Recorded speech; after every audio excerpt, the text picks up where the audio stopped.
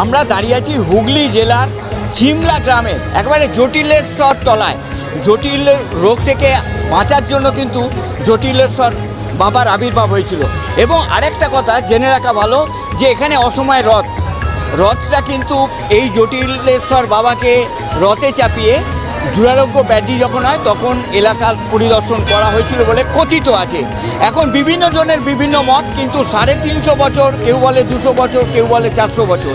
এটা কিন্তু জটিলতা থাকতেই পারে, কিন্তু জটিলেশ্বরকে নিয়ে কোনো কিন্তু জটিলতা নেই।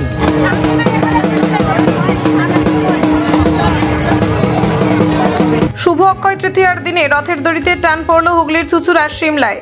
রথ মানেই শুনেছেন আষাঢ়, কিন্তু এখানে রথ মানে অক্ষয় তৃতীয়া।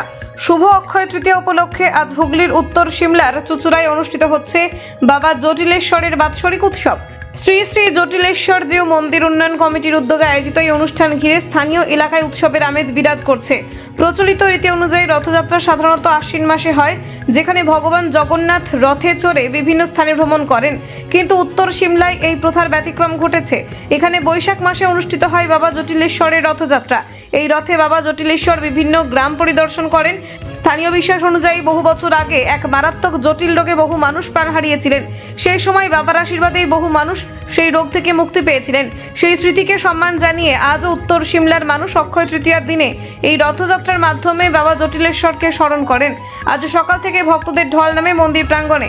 ভোর 5টা থেকেই শুরু হয় মাথায় জল ঢালার পূর্ণ কাজ। দূর দূরান্ত থেকে ভক্তরা আসেন বাবার দর্শনের জন্য। মন্দিরে উপচে পড়া ভিড়ে ধরা পড়ে মানুষের অগাধ ভক্তি ও বিশ্বাস। এই বিশেষ দিনে মন্দির প্রাঙ্গণে উপস্থিত ছিলেন হুগলির সদর মহকুমা শাসক শ্রীতা সান্যাল, পঞ্চায়েতের প্রধান, পঞ্চায়েতের বিডিও সহ বহু বিশিষ্ট ব্যক্তিবর্গ।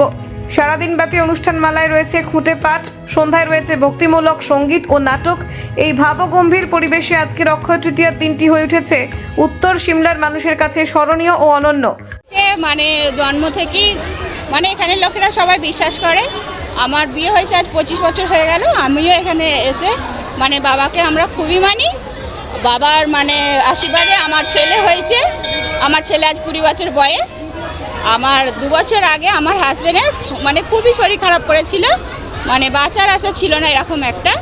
তো যাই হোক, ছেলেটা টাকা পয়সাও খরচা করেছে, আর বাবার আশীর্বাদে আমি আমার স্বামীকে আবার সুস্থ অবস্থায় ফিরে পেয়েছি। আবার আমার স্বামী কাজ করছে।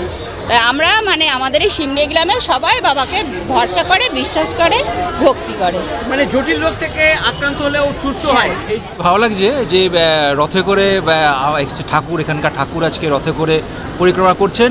এলাকার মানুষ চাইছেন ঠাকুরকে এইভাবে তারা পরিক্রমা করাবেন, মানুষ চাইছেন সেইভাবে এখানে হচ্ছে আজকে।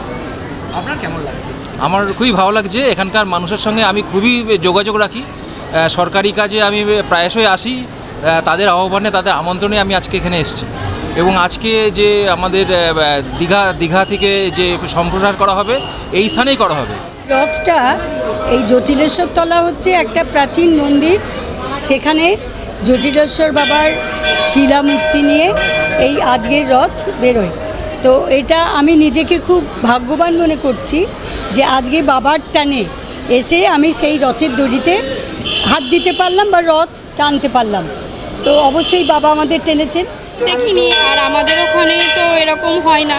এটা একটা অসময়ের পুজো, আর এটা হচ্ছে জটিলেশ্বর বাবার অক্ষয় তৃতীয়ায় বাৎসরিক পুজো হয়। আমরা তো খুব আনন্দ করি। আর এখানে এখন রথ টানা হয়, বাবার রথ নিয়ে যাই, আবার খুব আনন্দ করে সব রথটাকে আমরা নিয়ে যাই, আবার নিয়ে আসি।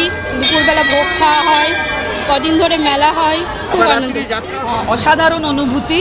এরকম আপনারা সকলে যারা জানেন যে এই সময় রথ হয় না, কিন্তু এই বাবা জটিলেশ্বরের মন্দির, যেটা কিনা 100 বছরের ওপরে পুরনো মন্দির, তো সেখানে আজ এই এত বছর ধরে অক্ষয় তৃতীয়ার দিনে যে বাবা জটিলেশ্বরের শিলা ওখানে রথে বসিয়ে সেটা যে টানা হচ্ছে, এটা একটা ট্রেডিশন। তো সেই ট্রেডিশনে অংশগ্রহণ করতে পেরে আমার খুবই ভালো লাগছে। তো ওনারা আমাকে আজকে ইনভাইট করেছিলেন। আর আগের বছর আসতে পারিনি, ওই সময় ইলেকশন ছিল। তো এই বছর এসে এই এত মানুষের ভিড় এবং এত মানুষের এই যে বাবা জটিলেশ্বরের মন্দিরে তারা যে শ্রদ্ধার সমেত আসছে, সেটা দেখে অত্যন্ত ভালো লাগলো। প্রায় 350 বছর আগে নদী থেকে পাওয়া গেছিলো বাবাকে। তখনকার দিনে গরুর গাড়ি করে বাবাকে নিয়ে যাচ্ছিলো। যেতে যেতে এইখানে ওনারা বসেন আর কি। সে বসার পর তারপর আর গাড়ি ও মোষের গরুর গাড়ি আর উঠতে পারে না।